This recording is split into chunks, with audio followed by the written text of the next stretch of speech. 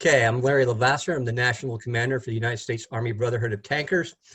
With me today are folks out of Abrams Company, 4th Battalion, and we're going to be talking about Operation Backpack. We got Jim Bagdon, who's the Abrams Company Commander, Paul Ellis, and Paul Souza. Gentlemen, thanks for joining me. And we'll get right into the questions, just so everybody knows what you guys are doing up there, the good work that you're doing. And we'll start with, and whoever wants to go first, give us a little background on Operation Backpack, when and how it was started. Okay, so I'll take this question. Operation Backpack started around 2014, and the way that this started was I had taken a trip to the Jamaica Plain VA, which is located in Boston, Mass. And I was standing in line to get some medication for myself. And in front of me, I noticed this Vietnam era veteran, identified by some of the clothes, the hat that he was wearing. And I'm kind of looking this guy up and down. He's clearly homeless. And as I'm looking him up and down, I can tell that essentially every piece of clothing that he's wearing is being held together by duct tape. His shoes, it's keeping the soles attached to the rest of the shoe. His pockets on his jeans, his jacket, everything is held together by duct tape. And this broke my heart, realizing that this person is living under these conditions. And, I thought if there was anything that I could do to help this person. So this kind of resonated with me for the rest of the day. I got home and I was going through my closet, found some clothing items that were still in great condition, but that I didn't wear. So I ended up putting those items into a backpack along with some hygiene items. I then brought that with me to the Jamaica Plain VA for the next several months, hoping that I was going to run into this individual.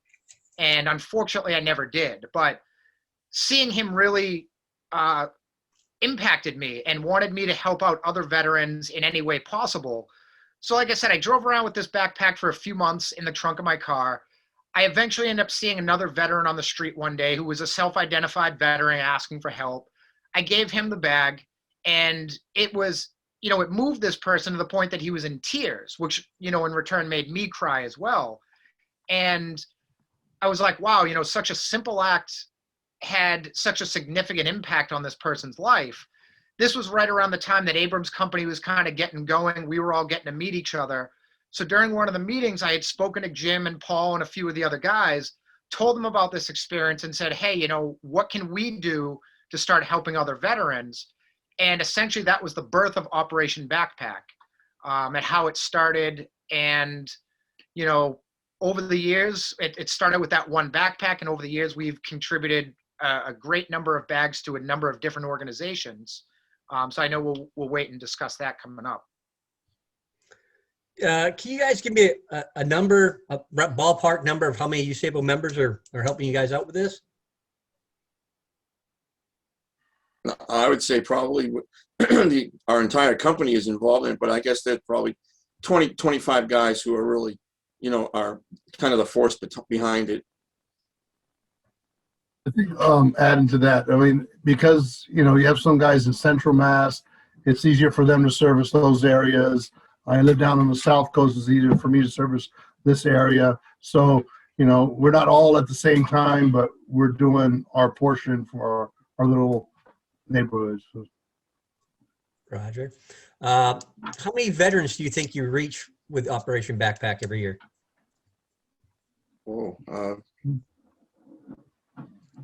Couple hundred, I would hope, especially with the number of backpacks. And then obviously we get leads from the places that we have already donated to, that we ask them if they need any more, and they are always in need of these kind of things. So the number I have, it's a little over 200 at this point, and this is off the breakdown of year by year. So as of the end of 2020, we had donated approximately 200 backpacks since the beginning in 2014. I know this year Jim has just donated a few bags last week. And he was just telling me that there's plans to donate even more next week. So overall, I'd say probably about 210, 215 so far, with plans to serve even more veterans this coming year.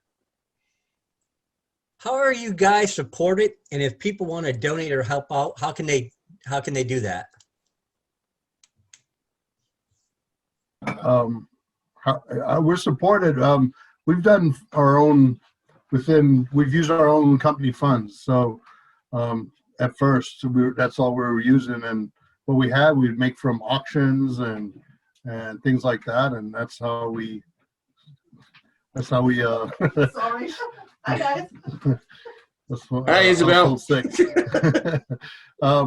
So it's so we kind of built off of that. A lot of it was just like self-driven funding kind of thing, but we knew that it just kind of became its own entity over time. So it's kind of needed its own kind of its own little financial existence, its own little entity. You know, they need to become its own thing. So that's how that's transpired. We've had raffles at our Christmas party.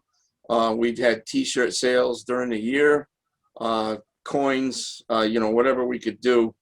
And then this last Christmas, we got blown away by a local street hockey league with an amazing donation that we're still kind of shocked over. And if people want to help or donate, we have a point of contact, or how would they get in touch with you guys? We have PayPal, which is abrams.company.bn4@usabot.org if they wanted to donate. If they're interested, we can send checks to my address if they want. But that's basically what it's basically donations and catching guys at closing time with a hat at the bar and fill the hat up before you go home. Helped a lot too. Yeah, I would also say on the Facebook page, we have a page on Facebook, Operation Backpack, and we have a number of admins on that page that regularly monitor for messages, for outreach. Earlier this year, we also got a donation from, I want to make sure I got the town right, the First Baptist Church of Hanover. And one of the members of that organization had reached out to us on Facebook, were interested in doing a donation. They ended up donating, I believe it was 15 bags back in February of this year, which is amazing. We had the cash donation from the Men's Hockey League, which that's the Frothingham Park Men's Street Hockey League, who did the cash donation. So yeah, sometimes we have members of the community that kind of do things on their own, whether it's a fundraiser or donating items, and then they reach us through the Facebook page to get those donations put out to the veterans in need. Okay, guys, it's good information, and I want to thank you guys for the effort that you got going on up there.